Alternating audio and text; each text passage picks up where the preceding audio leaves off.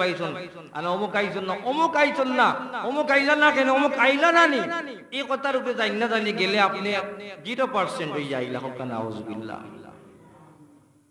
প্যারা হাজিরিন, الذين هم يراءون ويمنعون الماعون, ওই গুরু মানুষ আল্লাহর দিনকে অস্বীকার করে, ওই গুরু মানুষ আল্লাহর দিনকে অস্বীকার করে। খারাপ বলে আপনার দরবার, আপনার বাড়ির মধ্যে, আপনার ঘরের মধ্যে আপনার প্রতিবেশী আইব, আপনার রিলেটিভ কোন মানুষ আইব, ভাই সাহেব আপনার কুদাল খান দৌকা, আপনার কুড়াল খান দৌকা, আপনার আদা খসিদারি খান দৌকা, আপনার খাসি খান দৌকা, আপনার বলদা খান দৌকা, ও গো শাসি আমরার ঘর আজকে বেশি মশলা বানাইতাম, তোমার আইদা খান দৌকা। এই যে নিত্য প্রয়োজনীয় জিনিস কুজার লাগি আপনার লাগা ঘরের মানুষ আইব, আর আপনি বিবেকের দরজারে বন্ধ করিয়া রাখলা, তারে ফিরাইয়া দিলা। এই আল্লাহর দিন দেও স্বীকার করন, কই নাউযুবিল্লাহ। কথা বুঝছেন নি? যাব আপনার ঘর তো কিচ্ছু লাগি আইব, আইন নানি লাগা ঘর বেটি ওগর বেটি ওগর নানি চাষি ওরা শুন দৌড়কে শেষ হয়ে গেছে। হ্যাঁ ওরা জর্দা দৌড়ে গো, আমার কুটুম আইছো না, আমার একটা শেষ হয়ে গেছে, এখন আপনি ফিরাই দিলে আপনি দিলা না, আপনার ঘরে তাকিয়েও দিলা না। আইন নানি একটা দুধ এক ধরা শেষ হয়ে গেছে, চা দিতাম রোগো বাদ তাকে আনাই দিমুনি, চিনি এক কাপ দৌড়ে গো, আইন না নিলা, পেঁয়াজ এক গুড়া দি গুড়ার লাগে আইন নানি। আপনার বিবেকের দরজা বন্ধ করছন, আপনি ওই ব্যক্তিরে ফিরাইয়া দিলা। আল্লাহ কইন ওয়ায়ামনাউনাল মাউন, আল্লাহর দিন দে তুমি অস্বীকার করলাই। তোমার দরবার, তোমার কাছে তোমার প্রতিবেশী আইয়া তোমার কাছে নিত্য প্রয়োজনীয় জিনিস চাইলো, আর তুমি কুটিনাটি জিনিসটা তুমি দিতে বাধা দিদা বোধ করলা, তুমি বাধা করলা, তুমি দিলাই না। না দেওয়ার কারণে আল্লাহ তোমার উপরে সূরা নাজিল করতেন করিয়া কইন, তুমি আল্লাহর দিন দেও স্বীকার করো, তুমি জান্নাতে যাইতে পারতাই না। আল্লাহ আল্লাহ আল্লাহ লা ইলাহা হো আমার আল্লাহ আল্লাহ আল্লাহ।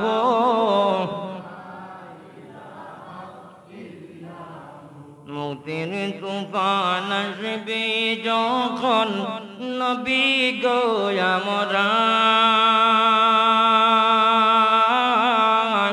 দয়া করে দেখাইও চেহারায়ে আনওয়ার নবীজি।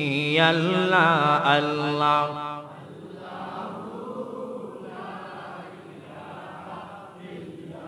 ও আমার আল্লাহ আল্লাহ আল্লাহ লা ইলাহা ও আল্লাহ আল্লাহ।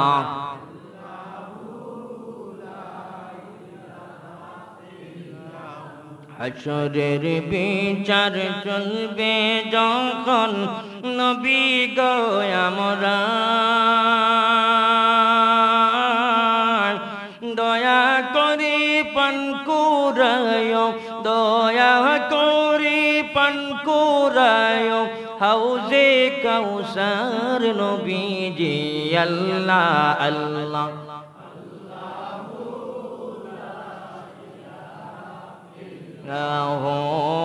আল্লাহ আল্লাহ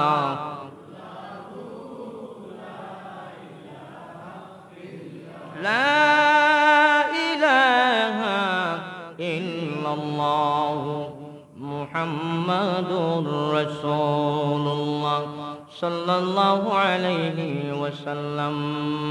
প্যারা হাজিরিন, আল্লাহ রাব্বুল আলামিন এতিমের ব্যাপারে, মিসকিনের ব্যাপারে কোরআন কারীমের মধ্যে অসংখ্য বলিত আয়াত নাযিল করিয়া জানাই দিন আমার গোলামের আলী, তুমি দেন কখনো এতিমের সম্পদ নষ্ট করিও না, এতিমরে দুঃখা দিও না, মিসকিনের প্রতি তোমার সহনশীল থাকিও, মিসকিনদের প্রতি তোমার মন ভালো রাখিও, তোমার তৌফিক দাদা মিসকিনদের তুমি সাহায্য সহযোগিতা করিও।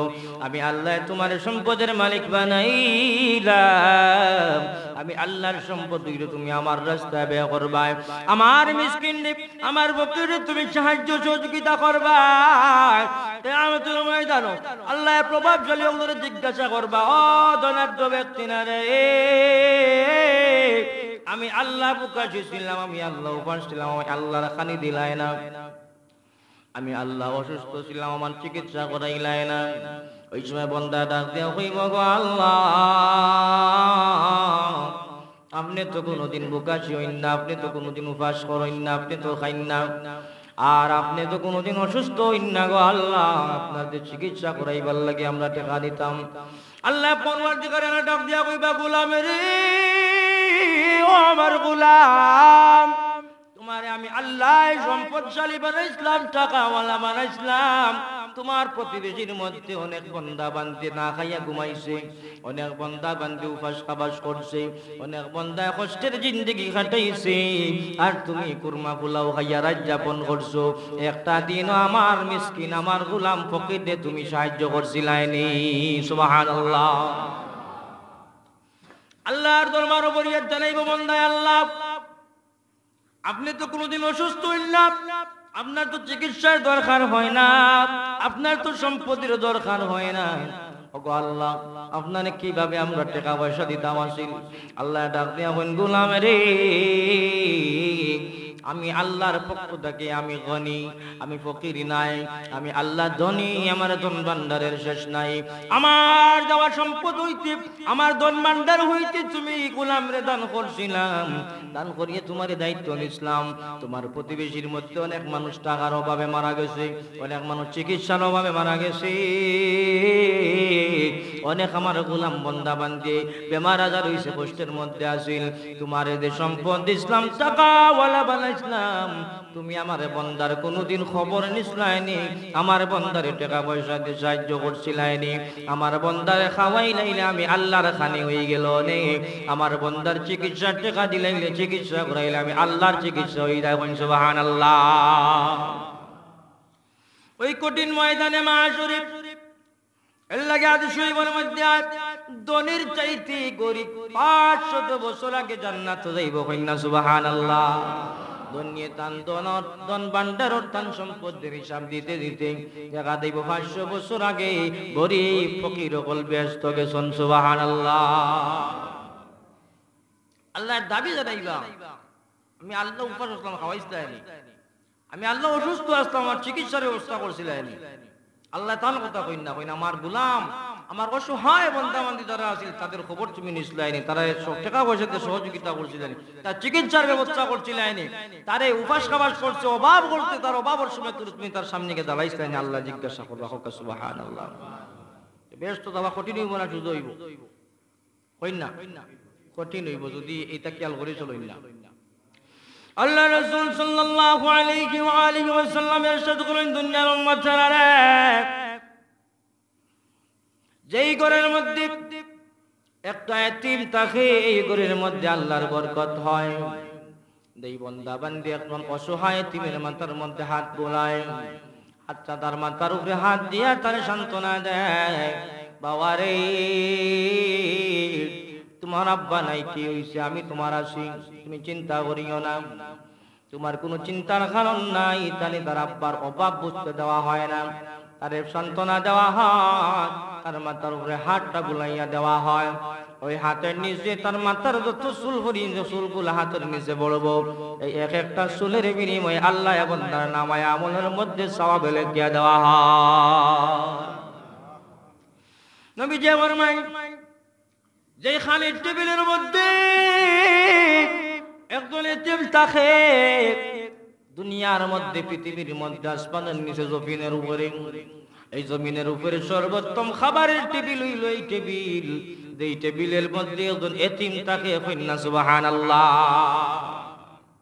আমরা সমাজে কিতা করি, 2 গরু 4 গরু 10 গরু শূন্য করিয়া এতিম মিসকিন আইলে তারে ও বাড়া, এটারে বাড়া নিনা বাড়া নাই। আর লিডার বিডার যত মেম্বার চেয়ারম্যান মন্ত্রী এমপি বড় বড় যাইতেন নেতাকে তা আসল সম্মানী টেকাওয়ালা যাইতেন নেতান কুট কুট কিন দিয়া নেরারে গরু নিয়ে স্পেশাল ভাবে বিশাল টেবিল ও বিভিন্ন রকমের আইটেম সাজাইয়া খাওয়াইন সিন্নি কবল হইব নি কোকা যাইন এ যারা হইতো না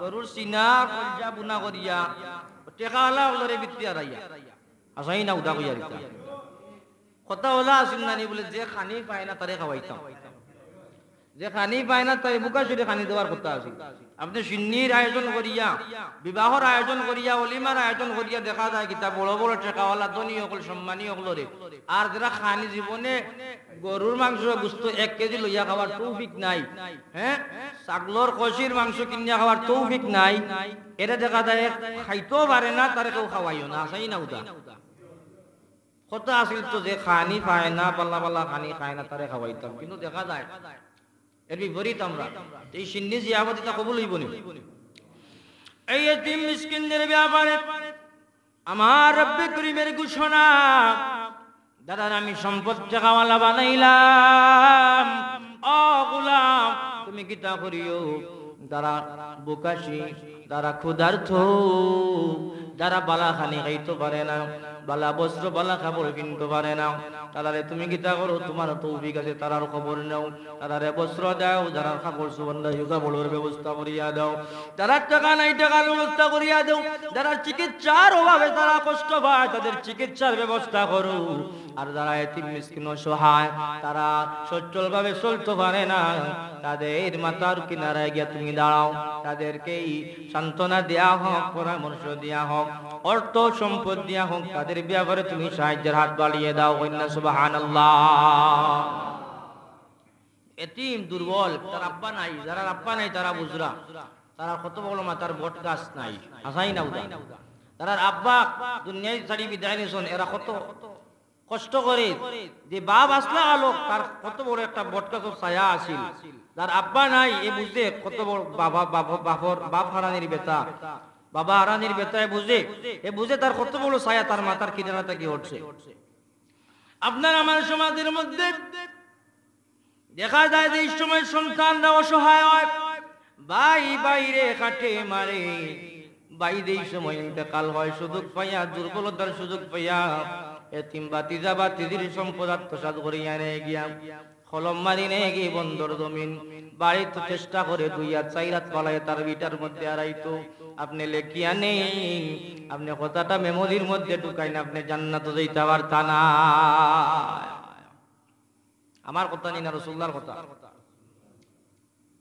খুব হিসাব বরং এতিমদের আরো সহযোগিতা করতাম প্রায় জায়গা দেখছি আমারও দেখা এতিম খালি বাবা নাই এরে এতিম কোয়া হয় না এতিম অসহায় তারা বাবাও আছেন কিন্তু এরা দুর্বল এরা আর আপনার শক্তি আছে আপনার শক্তি প্রয়োগ করি আপনার ক্ষমতা আছে ক্ষমতা কাটাইয়া তারা আরো সম্পদ আত্মসাৎ করে আসনি না নাই আসুন এটা করিয়া দিতে পারবেন জান্নাত খরচটাই জিন্দগি 3 দিনের দুনিয়ায় কারা কারা সকল ফরকল লোকে মানুষ দুনিয়া চলে বিদায় নিরা আপনি কবরের গাটু গিয়ে কি জবাব দিবা আল্লাহ হাজিরিন کرام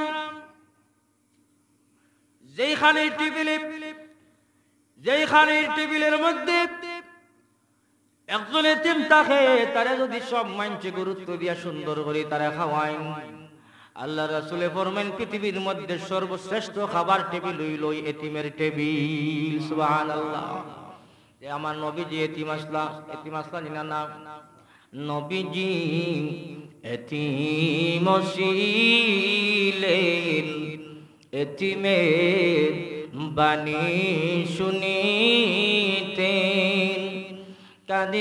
কাঁদিতেন দিবার রজনী ফেলিয়া চোখের পানি সাল্লাল্লাহু আলা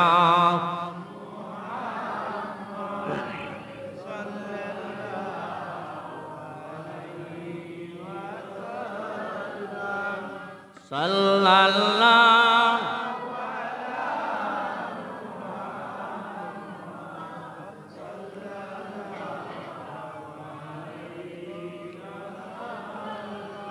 سيدي রাসূলুল্লাহ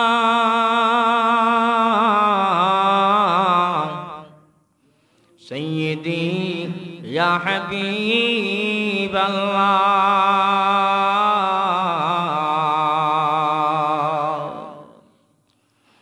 আমরারু মরণ কালে নবী আপনাকে নিকটে পেলে তাকবে না মরণ যন্ত্রণা এইটুকু মনের বাসনা সাল্লাল্লাহ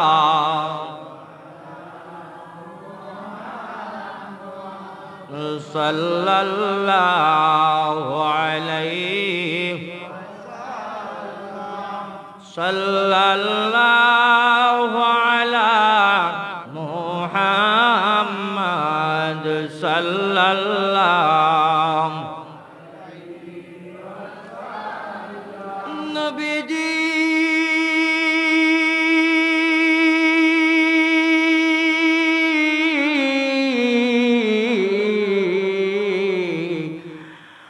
দয়াল নবীজি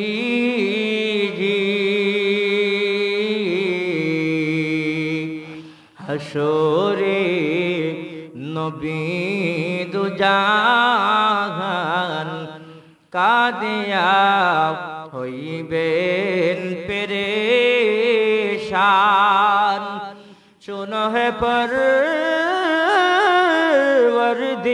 পরওয়ারদিগার মাফ করো উম্মত গুনাহগার সাল্লাল্লাহু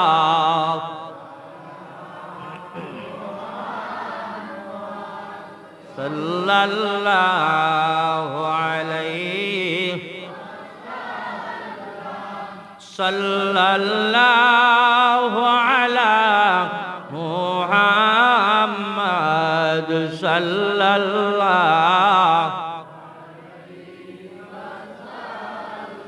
কারবালার রাস্তার কিনারে মদিনার দুলাল কান্দে রে মারিল তলোয়ার বেঈমানে দয়া নাই তাদের অন্তরে সাল্লাল্লাহু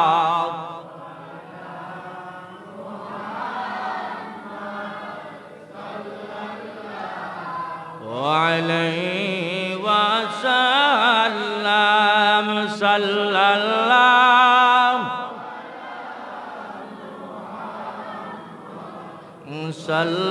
সাল্লাল্লাহু সাইয়্যিদি ইয়া রাসূলুল্লাহ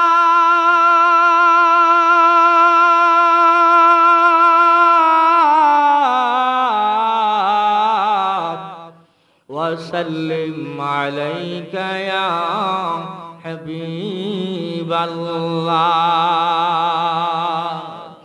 তায়েবের রাস্তার কিনারে মদিনার দুলাল কান্দে রে মারিল পাতর বেঈমানে দয়া নাই তাদের অন্তরে সাল্লাল্লাহু আলা মুহাম্মাদ সাল্লাল্লাহু